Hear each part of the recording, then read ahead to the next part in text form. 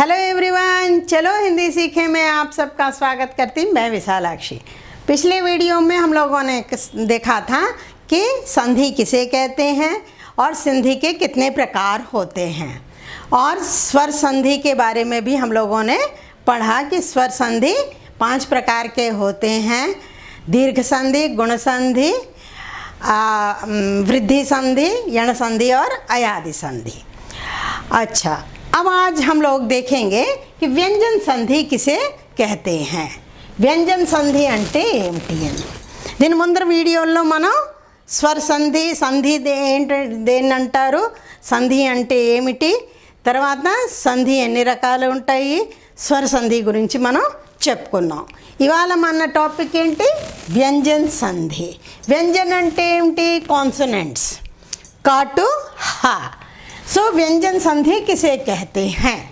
व्यंजन संधि किसी भी व्यंजन ध्वनि का दूसरे व्यंजन ध्वनि या स्वर ध्वनि के साथ संयोग होने पर जो परिवर्तन होता है उसे व्यंजन संधि कहते हैं. అంటే ఏదైనా వ్యంజన్, కాటు హాలో ఏదైనా వ్యంజన్ ఇంకో వ్యంజన్ ధ్వనితో కలిసినప్పటికీ లేకపోతే ఏదైనా స్వరంతో కలుస్తున్నప్పుడు దానిలో ఏదైతే మార్పు వస్తుందో, जो परिवर्तन होता है, जो विकार उत्पन्न होता है, उसे व्यंजन संधि कहते हैं. అంటే వ్యంజన్తో కానీ వ్యంజన్ స్వర్తో కానీ కలిసినప్పుడు దానిలో వచ్చే మార్పుని మనం వ్యంజన్ సంధి అంటాము.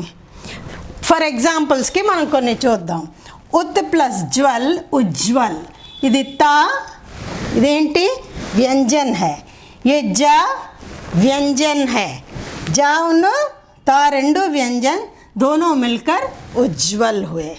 वैसे सत और मार्ग, यहाँ पर व्यंजन है, यहाँ पर भी व्यंजन है, दोनों मिलकर सन्मार्ग हुए. सत प्लस मार्ग सन्मार्ग.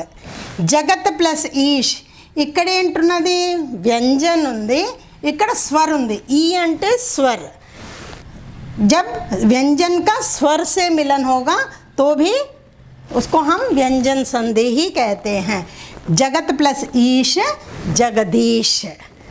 अनु प्लस छेद, यहाँ पर ऊ की मात्रा ఇక్కడ ఏంటున్నది, స్వర్ ఉంది, ఇక్కడ व्यंजन ఉన్నది. अनु प्लस छेद अनुच्छेद. सम प्लस गति संगति.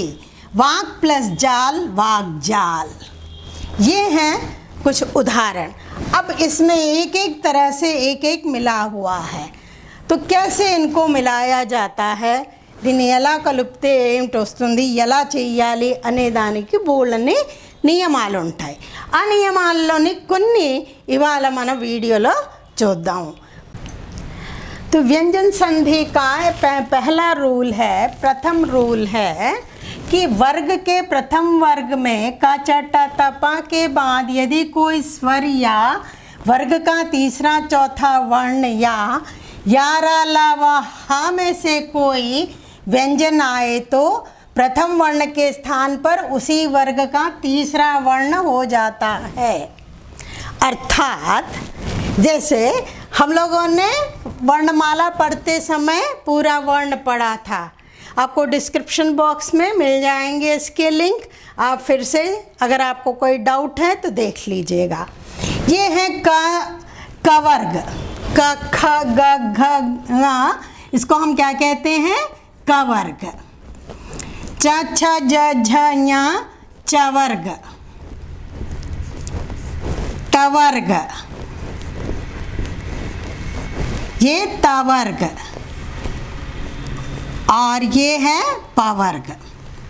ठीक, तो क्या है इसका रूल. पहले वाले का रूल ये है कि प्रथम वर्ण అంటే ఏ వర్గంలోన 5 వర్గాల్లోంచి మొదటి అక్షరం पहला वर्ण यानी क च ट त प, क च ट त प के बाद यदि कोई स्वर हो, ఏ స్వరం ఉన్నా కూడా లేకపోతే వర్గ का तीसरा या चौथा, तीसरा అంటే ఏంటి, థర్డ్ వన్ ఇది, ఫోర్త్ వన్ ఇది, right. Third one and fourth one ఇవి ఇది కలిసినప్పటికీ ఇవి కలిస్తే राइट, इनको मिलाने पर क्या होता है, ఈ కా చా టా తా పా లోని ఫస్ట్ వర్గ్ది మూడో వర్గ్లోనికి మారిపోతుంది, థర్డ్ వర్ణంలోని మారిపోతుంది. అంటే కా ఉంటే గా అయిపోతుంది. ఫస్ట్ వన్ ఇస్ కా, అది గాతో కానీ ఘాతో కానీ లేకపోతే యారా లావాతో ఏవైనా కలిసినప్పుడు ఇది వర్గ్ దీంతో కలిస్తే ఇది ఏమైపోతుంది, థర్డ్ వన్ అయిపోతుంది. సేమ్ వర్గ్లోదే అవుతుంది. అది వర్గ్ మళ్ళీ మారదు. చూడండి, దీన్ని చా అయితే ఏమవుతుంది, జా అయిపోతుంది. టా కలిస్తే ఏమవుతుంది, డా అవుతుంది. తా దాలోకి మారుతుంది అండ్ పా బాలోకి మారిపోతుంది. సో कचटा पा वर्ग में, इन पांचों वर्ग में पहला वर्ण तीसरे वर्ण में बदल जाता है. अगर किसी वर्ग का तीसरा या चौथा वर्ण या यारा लावाहा या कोई స్వర్ అయినా కలవచ్చు. స్వర్ అంటే ఆటు అవులో అవి కూడా ఏమైనా కలిస్తే మొదటి అక్షరం మూడో అక్షరం కింద ఆ వర్గలో దానిలోని మార్పు వస్తుంది. एग्जाम्पल देखते हैं. एग्जाम्पल्स देखेंगे तो आपको जल्दी समझ में आएगा.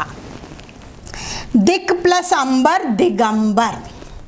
ठीक है, यहाँ पर क्या है, ये का है, राइट.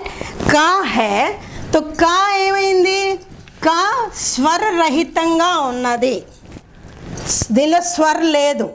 హాఫ్ కా ప్లస్ అంబర్, అంబర్ అంటే ఇదేంటి, ఆ అంటే స్వర్. ఈ స్వర్ వచ్చి దీనిలో కాలో కలిసిపోయింది. का जो है किस में बदल गया, गा में. का फर्स्ट वन थर्ड वन में बदल जाता है गा, और गा में अगर आ मिल गया तो पूरा गा हो गया, गा दिगंबर हो गया, राइट. అలాగే వాక్ ప్లస్ ఈష్, కాలో ఈ కలిపాము, హాఫ్ కాలో ఈ కలిపాము, కా బదల్ గయా గా మే, వాగీష్. ఈ వచ్చి ఈ గాలో కలిసిపోయింది, గీష్, वागीश. थर्ड वन देखिए, यहाँ पर देखिए का हाफ का ఉంది, రైట్. హాఫ్ కా ఉంది. ఇక్కడ ఏంటున్నది, వ్యంజనే ఉంది, గా ఉంది. గా అంటే మనం గాని విచ్ఛేద చేస్తే ఏమొస్తుంది, హాఫ్ గా ప్లస్ ఆ. ఎప్పుడైనా మనం ఏ వ్యంజనైనా విడతీసాము అంటే ముందర వ్యంజన వస్తుంది, తర్వాత స్వర్ వస్తుంది. సో దీనిలో మొదటి ధ్వని ఏమిటి, హాఫ్ గా. సో ఈ కా దేనిలో మారింది, హాఫ్ గాలోనే మారింది. ఇది గా గా కిందే ఉంది. సో यहाँ पर क्या हुआ, దిక్ ప్లస్ గజ్ దిగ్గజ్. ఇక్కడ గా హాఫ్గానే ఉంటుంది, ఇక్కడ స్వర్ వచ్చింది ముందర కాబట్టి ఆ స్వర్ వెళ్ళి దానిలో కలిసిపోతే అది ఈ की गा में बड़ी ई की मात्रा मिलाई तो गी हो गया. लेकिन यहाँ पर नहीं होगा. क्यों नहीं होगा, क्योंकि यहाँ पर कोई स्वर नहीं है. व्यंजन आके व्यंजन से नहीं కలిసిందో, స్వర అయితేనే వాటిలో కలిసిపోయి దాన్ని मात्रा वस्तुंदनమాట. ठीक है, आपको समझ में आ गया होगा, मैं समझती हूँ. नेक्स्ट है अच, अचन, अच प्लस अंत अजंत. चा, चा जो है जा में बदल जाएगा. चा इज ए फर्स्ट है, जा थर्ड है. ठीक है, चा जा में बदल जाता है. अच प्लस अंत, आ यहाँ पर स्वर है, स्वर इस जा में मिल गया, जा पूरा हो गया, आधा ना ताजंत, अजंत. षट प्लस आनन. टा, ट वर्ग का तीसरा शब्द क्या है, तीसरा वर्ण क्या है, डा है. तीसरा वर्ण डा है. तो षट प्लस आनन, Shadanan, right. Shut plus Darshan. అవి ఇక్కడ మళ్ళీ అలా చూడండి, టా హాఫ్ ఉంది దా దా అనేటప్పటికి ఏమొచ్చింది అది दा व्यंजन है दा में से आ निकाल देगा तो ये षड षड ड आधा ही रहेगा। अगर स्वर आता है तो ये स्वर जाके आगे वाले वर्ण से मिलता है। यहाँ पर व्यंजन है इसलिए नहीं मिलेगा। षड दर्शन जगत प्लस आनंद जगदानंद। उत प्लस घाटन ता वर्ग का तीसरा जो है दा है, ठीक है। ता घाटन उद्घाटन, यहाँ पर भी वही हुआ जो हमने यहाँ पर बताया था। ये व्यंजन है द व्यंजन है द तो और ये ता है सॉरी घा व्यंजन है। घा व्यंजन होने के कारण यहाँ पर नहीं मिला तो ये क्या हो गया उत प्लस घाटन उद्घाटन। सत प्लस भावना सद्भावना। वैसे ही पा का तीसरा ये क्या है वर्ण क्या है बा है। अप प्लस धी अबधी पा किस में बदल गया बा में बदल गया। सुप प्लस अंत सुबंत पा जो है थर्ड वाले वर्स में बदल जाता है और सुबंध हो गया। इकड़ यहाँ पर व्यंजन है इसीलिए पा बा जो है आधा ही रहेगा। यहाँ पर स्वर है इसलिए ये पूरा हो जाएगा। तो आपको समझ में आ गया होगा। तो पहला रूल यही है कि क च ट त प में जब कोई तीसरा या चौथा वर्ण या कोई स्वर मिलता है तो पहला तीसरे के अंदर बदल जाता है। ये है पहला नियम। अब आते हैं हम दूसरे नियम पे। तो व्यंजन संधि का दूसरा नियम देखते हैं क्या है। वर्ग के पहले वर्ण का पांचवें वर्ण में परिवर्तन होना, अर्थात क च ट त प के बाद ना और मा हो तो प्रथम वर्ण उसी वर्ग के पंचम वर्ण में बदल जाता है। ఈజీ చాలా ఈజీ అంటే ఏంటి క చ ట త ప తో నా ఆర్ మా తో కలిసినప్పుడు మొదటి వర్ణ పంచం వర్ణ అంటే గా జ్ఞ నా మా నా మా దీనిలోకి మారిపోతుంది। ओके फर्स्ट वन का उसी वर्ग का अंटे का उंटे गा चा उंटे ई टा उंटे ना ता उंटे ना पा उंटे మా దీనిలోకి మారిపోతుందన్నమాట। మిగతావి కూడా ఉంటాయి నా నా కూడా ఉంటాయి కానీ అవి సంస్కృత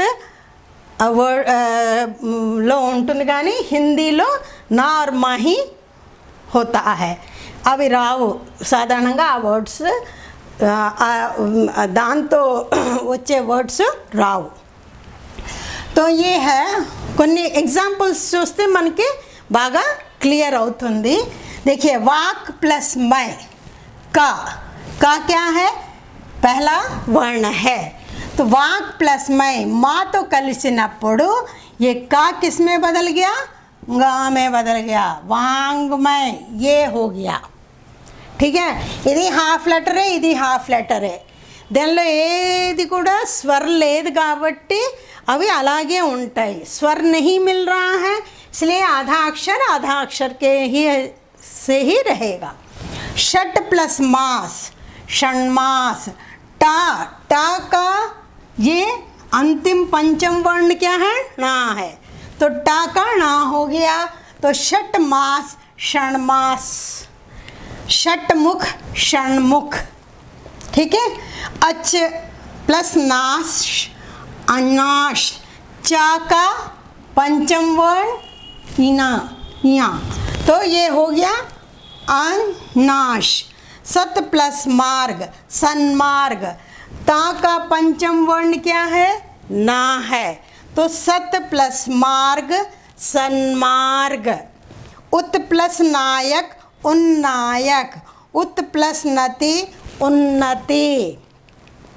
अप प्लस मैं पा का पंचम वर्ण क्या है? माँ है। तो अप प्लस मैं अम्मय, जगत प्लस नाथ जगन्नाथ। तो इसमें क्या है, यहाँ पर कोई भी चेंज नहीं होगा, ఇదేమి చేంజ్ అవుతుంది, అలాగే ఉంటుంది। ఓన్లీ ఇవే जब यहाँ पर माँ కానీ నా కానీ సెకండ్ వర్డ్లో ఫస్ట్ లెటర్ మా కానీ నా కానీ ఉంటే ఇదే ఆ వర్గంలో ఉన్న पंचम वर्ण కింద మార్పు వచ్చేస్తుంది।